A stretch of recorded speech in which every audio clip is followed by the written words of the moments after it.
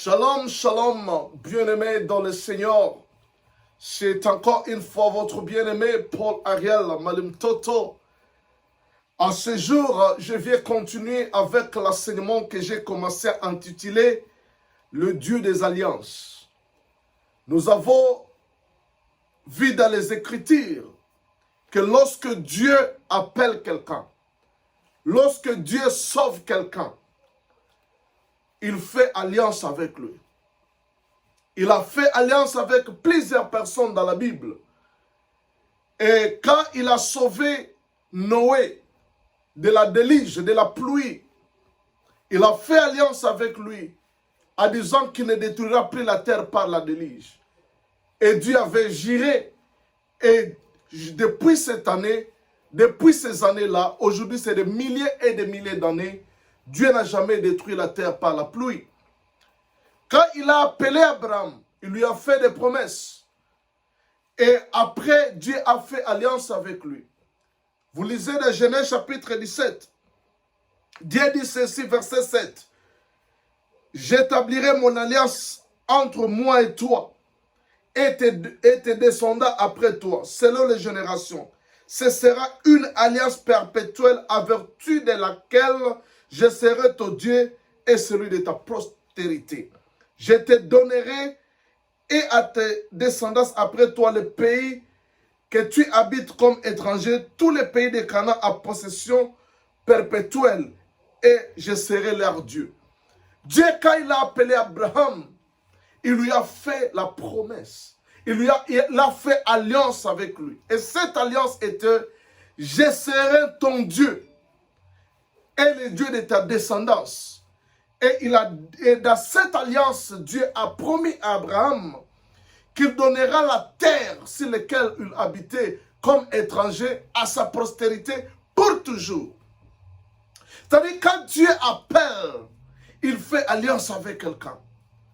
Et nous avons vu que dans le parcours avec Dieu, Dieu a appelé aussi Israël. Dieu a choisi Israël et il a fait alliance avec eux quand il venait de sortir de l'Égypte. Et dans cette alliance-là, Dieu a fait des promesses. Ce qu'on appelle l'ancienne alliance, l'alliance que Dieu a fait avec Israël. Après, il a fait l'alliance avec un nouveau peuple. Les gens qui ont cru à Jésus, les gens qui l'ont reçu comme Seigneur et Sauveur, les gens qui ont accepté l'œuvre de la croix. Dans Matthieu chapitre 26, verset 28, Jésus a pris le sang, il a dit, ceci est le sang de la nouvelle alliance. Il a pris la coupe et il a dit, ceci est le sang de la nouvelle alliance que je fais avec vous. Nous sommes aujourd'hui, nous tous qui sommes nés de nouveau, en alliance avec Dieu, ce qu'on appelle la nouvelle alliance. Oui, Dieu avait l'alliance avec Israël en général, mais il avait aussi des alliances particulières avec des gens. Voilà pourquoi il a fait alliance avec David. Il a fait alliance avec beaucoup de gens dans la Bible. Aujourd'hui, il y a l'alliance générale que Dieu a fait avec tous ceux qui sont nés de nouveau. Il a fait alliance avec l'Église. Et dans cette alliance, il y a des promesses. Mais il y a aussi des alliances que Dieu fait en particulier avec des hommes.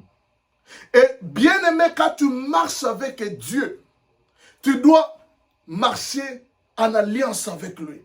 Parce que c'est l'alliance qui va te protéger. C'est l'alliance qui va te garder. C'est l'alliance qui va faire que tu sois victorieux sur la terre. Sans comprendre l'alliance ou sans alliance, bien aimé, le diable va te manger, le diable va te bouffer, le diable va te détruire, le diable va te tuer. Mais tu me diras non, j'ai l'alliance avec Dieu, cette alliance générale. Oui, cette alliance-là, dans cette alliance, il y a la vie. Parce que cette coupe, le sang que Jésus a versé, c'était le sang, c'était la vie, parce que la Bible dit la vie de toute chair est dans le sang. C'était sa vie qu'il a donnée. Il nous a donné sa vie. Et cette vie-là, c'est une vie éternelle. C'est une vie qui n'a pas de fin. Bien-aimé dans le Seigneur, par l'alliance que tu as fait avec Jésus dans la nouvelle naissance, bien-aimé dans le Seigneur, tu as la vie éternelle.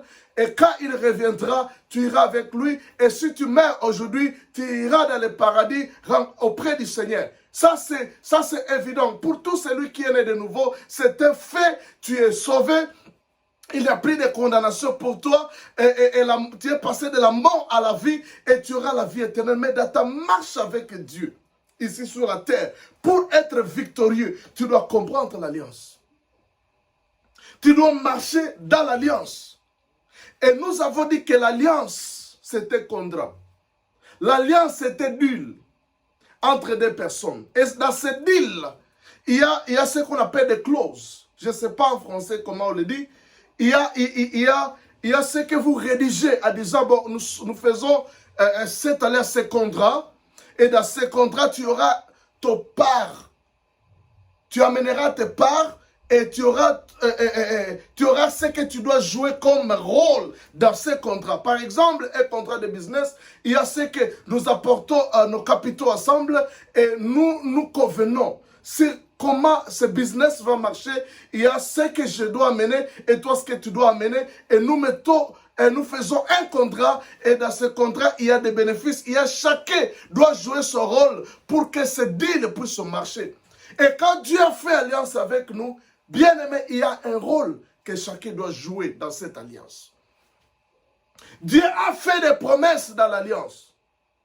Il y a l'alliance que Dieu fait avec toi. L'alliance de la vie, l'alliance de la protection, l'alliance de la vie éternelle, l'alliance de la prospérité, l'alliance du salut de tes enfants, l'alliance dans chaque domaine de la vie. Dieu a fait des alliances avec son peuple. Et tu dois comprendre l'alliance. Ces gens que tu vois réussir dans leur vie, comme Kenneth Copeland, comme David Oyedepo, comme Jerry Savelle, comme Andrew Womack, comme Raoul Wofford, comme Ivan Castanou, ce sont des gens qui ont compris l'alliance. Si tu ne comprends pas l'alliance, tu seras frustré. Si tu ne comprends pas l'alliance, tu vas mourir, bien-aimé. Le diable va se jouer de toi. Parce que Dieu, c'est le Dieu des alliances. Quand Israël marchait, il était protégé par l'alliance.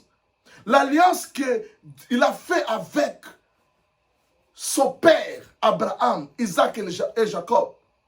Alors, nous devons garder l'alliance. Nous devons comprendre les clauses de l'alliance. Ce qui est dit dans l'alliance, ce que je dois faire dans l'alliance. Par exemple, la prospérité, c'est une alliance. Parce que Dieu dit dans Deutéronome chapitre 8, verset 18, dit, tu te souviendras de l'Éternel ton Dieu, car c'est lui qui te rend prospère, afin d'accomplir l'alliance. C'est-à-dire, pour prospérer, la prospérité, c'est une alliance. Beaucoup de chrétiens finiront leur vie ici sur la terre sans jamais prospérer, parce qu'ils n'ont pas compris l'alliance de la prospérité. Et d'autres combattent la prospérité. Mais bien aimé dans le Seigneur, tu dois comprendre l'alliance. Parce que si tu lis dans Deutéronome chapitre 18, dans le chapitre 8, verset 18, qu'est-ce que la Bible dit? Laissez-moi lire vite. Souviens-toi de l'Éternel ton Dieu, car c'est lui qui te donnera de la force pour acquérir ou pour prospérer, afin de confirmer, comme il a fait aujourd'hui, son alliance qu'il a juré à ton père. C'est-à-dire, pour prospérer, la prospérité, c'est une alliance. Et dans cette alliance de la prospérité, il y a la part, ton rôle que tu dois jouer. Dieu a déjà promis qu'il te bénira à ton départ et à ton arrivée. Dieu a dit il bénira tes greniers, il bénira les fruits de tes entrailles. Il t'a promis que les ennemis viendront par un chemin et ils s'enfuiront par mille. Mais Dieu t'a promis la bénédiction. Il dit voici les bénédictions qui t'accompagneront, voici les bénédictions qui te suivront, voici ce qui arrivera. Et dans la nouvelle alliance, il dit en Christ, Dieu nous a bénis de toutes sortes de bénédictions dans les lieux célestes. Les lieux célestes, c'est la dimension dimension spirituelle. Mais pour que ces bénédictions qui sont dans la dimension spirituelle, Dieu a fait alliance dans la dimension spirituelle. Il nous a bénis de toutes sortes de bénédictions et de bénédictions à caractère matériel, financier, dans chaque domaine de la vie. Mais pour que nous puissions jouir de ces bénédictions, il y a la part que nous devons jouer dans cette alliance. Pour que cette bénédiction qui est dans la dimension spirituelle se matérialise dans la dimension physique. L'alliance de la prospérité. Et dans cette alliance de la prospérité, nous voyons dans Genèse chapitre 8, 28, non, 22, Genèse chapitre 8, 22, qu'est-ce que la Bible dit? Par rapport à l'alliance de la prospérité, Genèse chapitre 8, verset 22, la Bible dit ce qui suit. Tant que la terre subsistera, les semailles et la moisson, le froid et la chaleur, l'été et l'hiver, les jours et la nuit ne cesseront point. Les semailles et la moisson. Pour que tu puisses jouir de la moisson, Dieu a fait alliance en disant, tant que la terre subsistera, tu dois s'aimer pour moissonner. C'est-à-dire, pour prospérer, bien aimé dans le Seigneur, pour prospérer, tu dois s'aimer. C'est ta part, c'est ton rôle. Et c'est en Dieu maintenant de faire que tu puisses moissonner. La Bible dit dans Genèse chapitre 27, chapitre 26, verset 5. Dieu s'est souvenu de l'alliance qu'il a fait à Abraham. Il a dit ceci. Parce qu'il a dit, Genèse chapitre 26, verset 4. Je multiplierai ta postérité comme les étoiles du ciel. Je donnerai ta postérité tous ses contrées et toutes les nations de la terre seront bénies par ta postérité. Parce qu'Abraham a obéi à ma voix et qu'il a observé mes commandements et mes statuts et mes lois. Dieu a promis qu'il bénira Isaac à cause d'Abraham, à cause de l'alliance qu'il avait avec Abraham. Mais cela ne suffisait pas. Dieu a rappelé que non, j'ai l'alliance de la prospérité, de bénir Abraham, de lui faire du bien. Mais toi aussi, je le ferai parce que j'ai promis que je ferai cela en lui et à sa prospérité. Et toi, tu es fils d'Abraham, je dois te bénir dans ce pays. Je dois réaliser ce que j'ai dit. Mais cela n'a pas suffi. Il a fallu qu'Isaac fasse quelque chose pour que cette alliance soit effective. La Bible dit au verset 12. Isaac s'aima dans ce pays. Isaac a s'aimé pour rendre effectif son rôle, sa part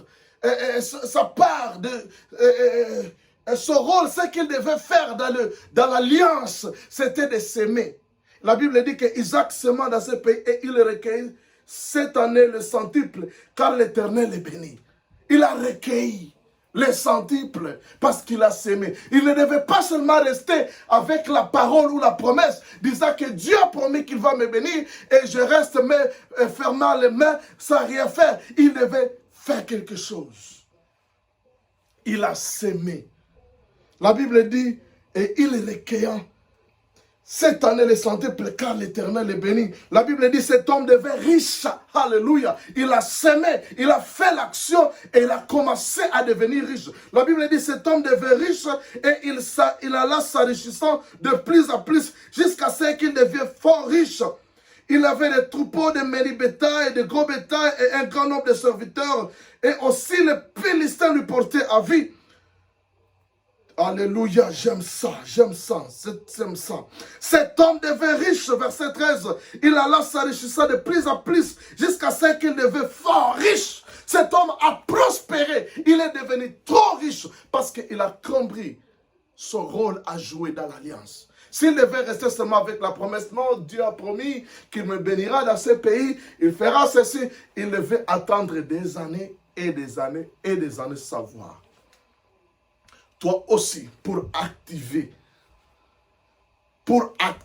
l'alliance, Dieu t'a déjà promis, mais tu dois s'aimer. Tu dois s'aimer ta dîme. Tu dois s'aimer tes offrandes. Tu dois s'aimer l'offrande prophétique. Tu dois aussi travailler. Parce que c'est aussi la semence. Isaac devait travailler, devait cultiver, devait faire un travail pour voir la manifestation de la prospérité dans sa vie. C'est-à-dire, ne restez pas à la maison ou dans une chambre de prière parce que la loi de la prospérité ne répond pas à la prière. La loi de la prospérité répond en appliquant les principes ou les demandes de l'alliance de la prospérité. Tu dois travailler, tu dois s'aimer, tu dois donner. La Bible dit, celui qui retient le blé, il s'appauvrit, mais celui qui donne, il s'enrichisse. Bien aimé, en donnant, la Bible dit, dans l'économie de Dieu, celui qui retient perd sa vie. Si tu retiens ta vie, tu la perdras, mais si tu la donnes, tu la retrouveras. Bien aimé, c'est la loi de la prospérité. Pour prospérer, tu dois s'aimer. Pour avoir même la vie éternelle, Jésus nous a déjà donné la vie éternelle. Jésus est mort pour nous et il a sauvé toute l'humanité. Mais ce n'est pas toute l'humanité qui est sauvée aujourd'hui. Il a donné sa vie pour tout le monde. Mais tout le monde n'est pas sauvé. Parce que tout le monde n'a pas encore joué leur rôle. Notre rôle pour recevoir le salut qu'il nous a donné, c'est de croire. Si tu crois, tu seras sauvé. Si tu ne crois pas, tu seras condamné. C'est-à-dire, dans cette alliance qu'il a fait de sauver l'humanité, l'humanité a un rôle à jouer. Son rôle à jouer, c'est de faire quoi? C'est de croire. Si tu crois, tu seras sauvé. Le salut est disponible. Dans l'alliance, Dieu a pourvu le salut. Mais l'homme a la part de responsabilité de croire pour que ce salut soit effectif dans sa vie. Quant à la prière, tu dois avoir les désirs. Je désire une maison, je désire une voiture, je désire une famille, je désire un enfant, je désire une femme, je désire ceci, je désire cela. La Bible dit, demandez et vous recevrez. Tout ce que vous demanderez à mon nom, ils vous seront donnés. Et Jésus dira, vous désirez mais vous ne recevez pas. Vous priez. Mais vous ne restez pas parce que vous priez mal. Il y a des gens qui prient mal parce qu'ils prient en dehors de la volonté de Dieu. Ce n'est pas notre enseignement aujourd'hui. Tu dois prier au nom de Jésus pour recevoir cela. Et par rapport à la guérison, la Bible dit que vous imposerez les mains aux malades et les malades seront guéris. Donc, l'alliance, c'est notre force. Il y a un verset que j'aime. Dans Psaume, chapitre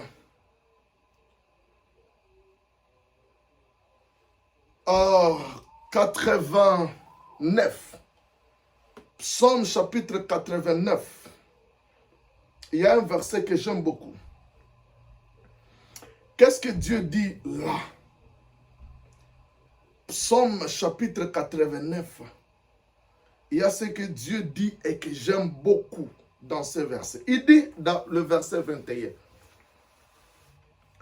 J'ai trouvé David, mon serviteur, je l'ai oint de mon huile sainte. Ici, ce n'est pas David de l'Ancien Testament, il s'agissait de Jésus, c'était la prophétie concernant Jésus.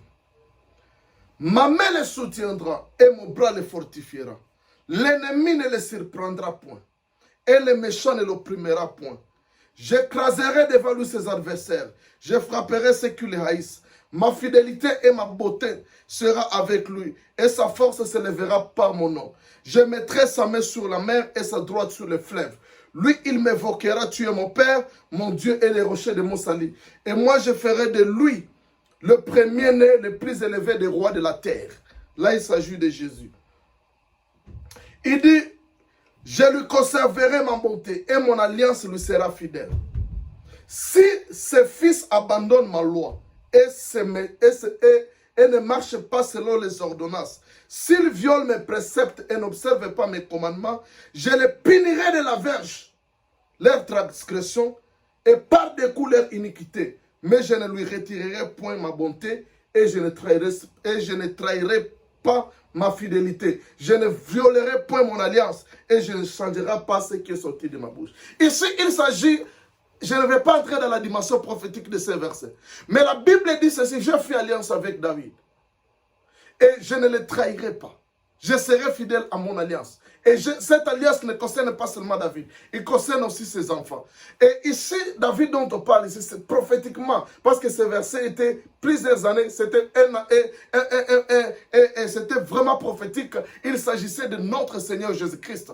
Alors, il est dit ici que même si ses enfants se détournent de la voie, Dieu dit ceci, je les punirai.